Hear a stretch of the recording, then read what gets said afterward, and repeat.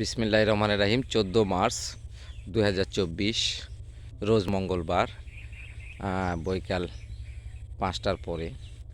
আজকে দুপুরে যে ঝড় বৃষ্টিতে কলার বাগানের অনেক ক্ষয়ক্ষতি হয়েছে।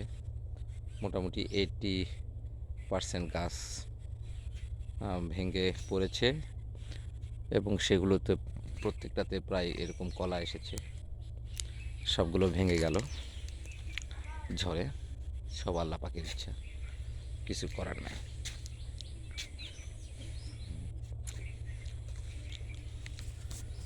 তো এটাই বাস্তব।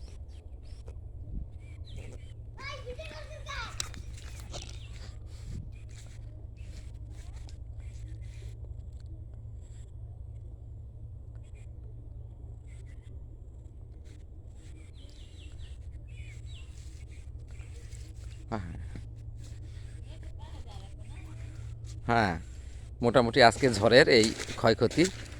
বৃষ্টি কম হলেও বাতাস ছিল মোটামুটি কলা গাছ ভাঙ্গার মতো।